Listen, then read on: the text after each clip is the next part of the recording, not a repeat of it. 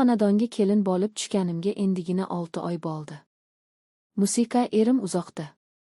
U bilan to'yimizdan keyin 3 oygina yashash nasib etdi.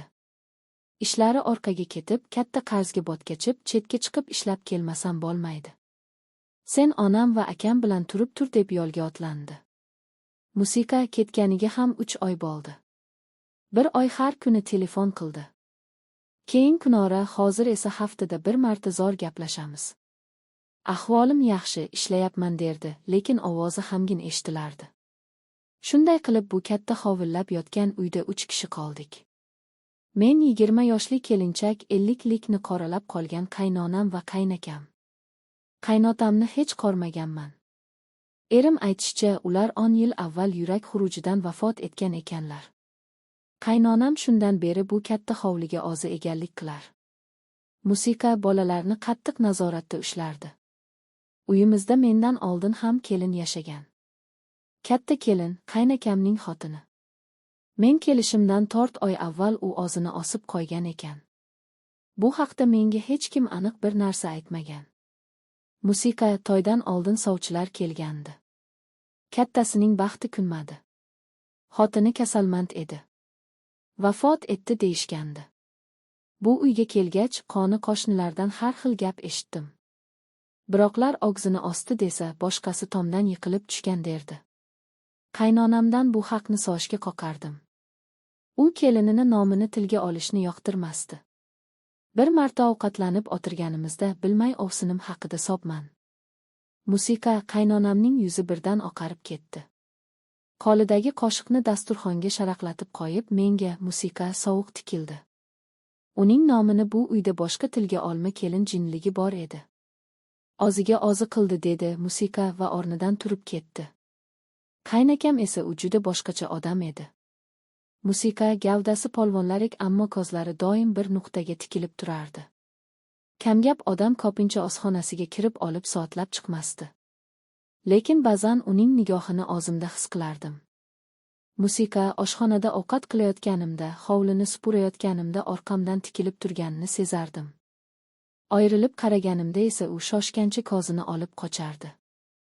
Musiqa eng boshqacha jihati shunda ediki, u hali ham onasi bilan yosh boladek gaplashardi.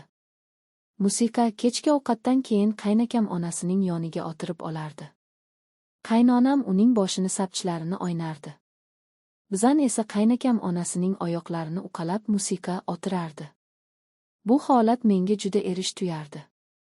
Lekin onasi deb og'zimni oftardim. Qaynonamning menga munosabati yomon emasdi. Lekin mehr ham yo'q edi. Faqat buyruq berardi. Musiqa uni qil, buni qil. Em bilan gaplashib borganimdan keyin doim so'rardi. Musiqa pul jo'natmasmikin? Qarzlari bo'ynimizda turibdi. Kunlar o'tgani sari bu uydagi vaziyat meni tobora siqib qo'yardi. Musiqa oha mashhur kecha yarim tunda chanqab uyg'ondim. Musiqa tomog'im qurib olib yonardi. Xonamdan chiqib oshxona tomon yurdim. Odatda kechasi hamma ozonasiga kirib yotardi. Qaynonamning xonasi yonidan o'tganimda bir narsani payqadim. Uning eshigi odatda yopiq turardi. Lekin bu safar qiy ochiq qolibdi. Joyimda to'xtab qoldim. Nega eshik ochiq? Musiqa balki havosi demib ochib qolgandir. Lekin u hech qachon bunday qilmasdi. U ayol o'ta ehtiyotkor edi. Qandaydir bir yovuz kuch meni eshik tomonga tortayotgandek edi. Yuragim ko'p urardi. Musiqa men sekin eshikka yaqinlashdim. Ichkaridan ovoz kelardi. Past pichirlagan ovoz. Yo'q, bu oddiy pichir-pichir emasdi. Bu erkalash nozlanish ovozi edi. Qaynonamning ovozi. Ammo men uni umuman boshqa ohangda eshitayotgandim. U yosh qizdek nozlanib inglanardi. Sovuq ter bosib ketdi. Qaynonam xonasida kim bilan gaplashyapti? Nima bilyapti? O'zi Musiqa titrab qo'rqanimcha eshikka yaqinlashdim. O'zimni to'xtata olmadim. Ichimda nimadir qarama, Musiqa ket deb baqirardi. Lekin vujudim bo'ysunmasdi. Xonaga derazadan xira nur tushib turardi. Dastlab hech narsani anglamadim. Faqat toshga qaradim, musiqa va keyin uni tordim. Qaynonamning oppoq uzun sochlari yostiqda tosqib yotardi. Musiqa u yalang'och edi. Deraza nuri uning oqargan tanasini xira yoritib turardi. U yolg'iz emasdi. Musiqa uning ustida keng baquvvat yelkalar. Bu qaynakam edi. Qotib qoldim. Ko'zlarimga ishonmadim. Nafasim boksimga tiqildi. Qorayotgan narsam shu qadar jirkanch. Shu qadar dahshatli ediki, niyam uni qabul qilishdan bosh tortardi. Qaynakam onasining bag'rida. Qaynonam esa uning yelkasidan mahkam quchoqlab olgandi. Oxa paytda niyamga bir fikr chaqmoqdek urildi. Katta kelin, ofsinim. U jinniga aylanmagan. Musiqa u bekorga og'zini osmagan. U ham buni ko'rgan.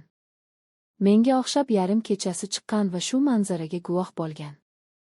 Bechora nima qilishini bilmagan. Balki dod solgandir.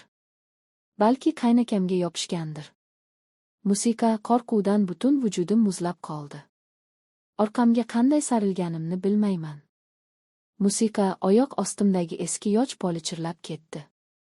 O'sha zahoti xonadan ovoz keldi. Kim bor bu yerda? Bu qaynakamning ovozi edi. Musiqa men qotib qolgandim. Qimirlay olmadim, ichkarida nimadir taraqladi. Kimdir shoshib o'rnidan turayotgandi. O'zimga keldim. Bor kuchim bilan orqamga o'girilib ozonam tomon yugurdim. Eshikni yopib nafasim yetmay eshikka suyanib qoldim. Yo'lakda qadam tovushlari eshitildi. Qaynakamning qadamlari. Musiqa ular tohiri mening eshigim oldiga kelib to'xtadi. Men nafas olishdan ham qoqib turardim.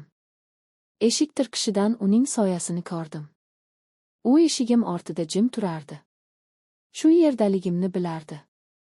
U ponning hichirlaganini eshitgandi. Bir daqiqa o'tdi. U go'yo men nima qilishimni kutib turgandek edi. Keyin eshik dastasini sekin ushladi. Musiqa u eshikni ochishga harakat qilardi. Lekin men eshikni quflab olgandim. So'ngra qaynonam keldi. Ular eshigim ortida turib olishgandi. Musiqa ular pichir-pichir bir narsalar deyishardi. Keyin qadam tovushlari uzoqlashdi. Men esa eshikka suyangancha o'tirib qoldim. Butun vujudim qaltirardi. Men tuzoqqa tushgandim. Dahshatli tuzoqqa. Endi men nima qilaman? Musiqa erim uzoqda, unga telefon qilib onangiz bilan akangiz shu ishni qildi deya olamanmi? U menga ishonadimi yoki meni ham aqldan ozganga chiqarishadimi? Musiqa